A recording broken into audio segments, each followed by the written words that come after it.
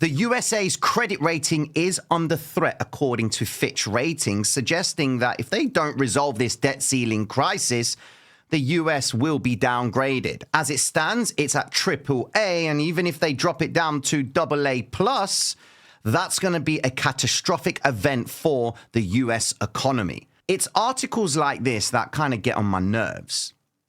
So when the investor reads that Fitch Ratings is suggesting that the USA's credit rating could be under threat if no deal is made regarding the debt ceiling crisis, you have to look back what happened in 2011. So, the debt ceiling crisis of 2011, it was at the last minute that they came to a compromise and decided, let's just increase the debt ceiling limit. Cool. What happened after that? Standard & Poor's turns around and releases an article suggesting that the USA's credit has been downgraded. It's not a positive outlook. It went from a AAA rating down to a AA+. Not bad. It's all good. But the market dropped 17% during that time. And here's the kicker. The US government, seeing that the USA's credit had been downgraded, turned around to Standard & Poor's and says, that's not fair. Can you please put it back up? And Standard & Poor's was like, no qualms. Okay. So they put it back up again. Doesn't make sense. The three biggest credit rating agencies in the US, Moody's, Standard & Poor's, and Fitch. What's the point of having them as a service if the US government can simply say, don't downgrade it. Keep it as normal, please.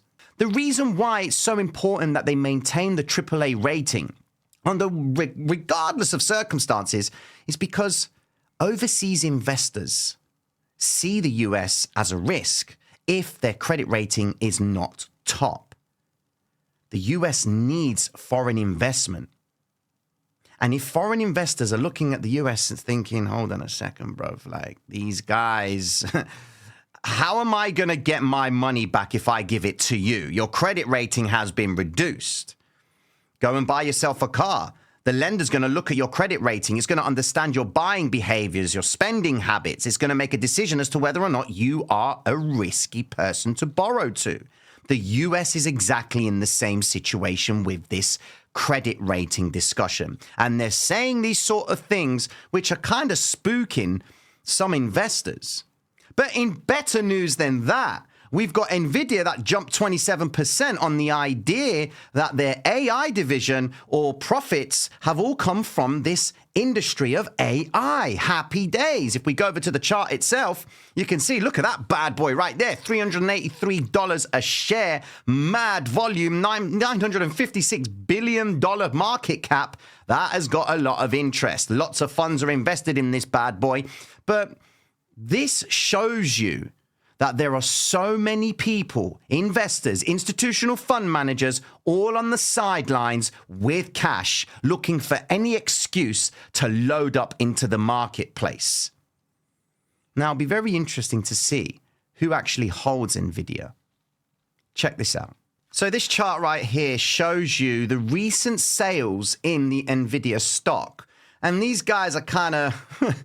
They might be a little bit cheesed off about it. Only just recently, a sale was made with a quantity of 23,000 shares sold at $305, and they took a value of $7 million profit as such. Okay, and this was done on the 18th of May.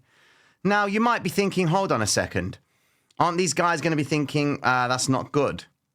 Well, let's just look at the bigger picture right now. This is a news play.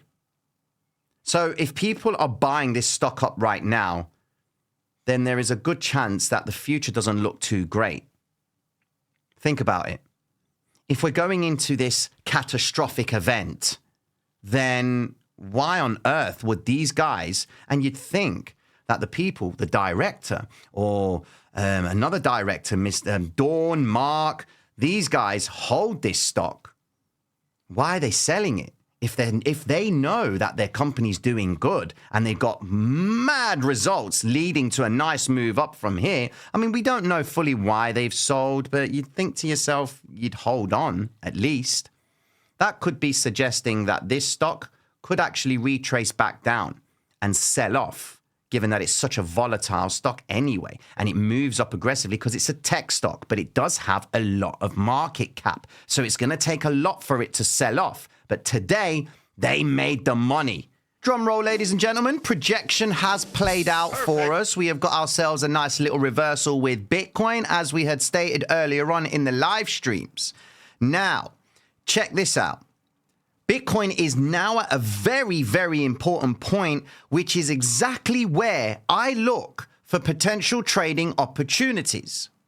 Hear me out. You hear me always talking about this 50 EMA move, okay? Price needs to get above the lower band of the cloud, and you are effectively getting ready to try and run longs inside of this zone. What's the structure that you are looking for? You're looking for this. Price rising up. The retrace, the continuation. This is the pattern that we look at every single day, guys. This structure right here, okay? Now, is Bitcoin starting this flavor? Well, it looks like it. It's taken the 50 EMA. That's good news. Now we need it to hold. We go into the smaller time frames and we say to ourselves, okay then, maybe, is this a stop run to the upside? Or will it actually reverse from here? Well, let's just work out something. This green vector candle is going to repeat this behavior right here. Okay? So once price makes its move up, it's going to pull back and it's going to play around inside of this area right here. It's in this area where we then decide, yes, let's try and see if we can exploit higher prices.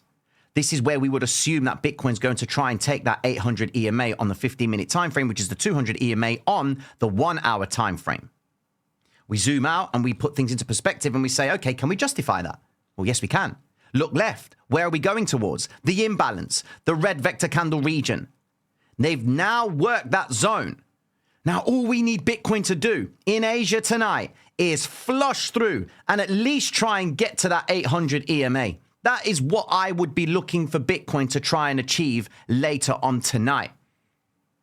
But we need vectors to close strong. And although this vector candle hasn't closed strong, this is the zone that we wait to see if they can actually break higher. Now, I'm fully aware that this video is coming out later, so this is what I'm trying to say to you now. And even if you are watching it after the event, I would be expecting Bitcoin to try and work up a little bit more to try and come back and test inside of this zone. As long as Bitcoin stays within this 50 EMA cloud zone itself, so if I remove everything and draw a box like this, if it holds this zone, happy days. We're going up, all right? Short term, because what's going on?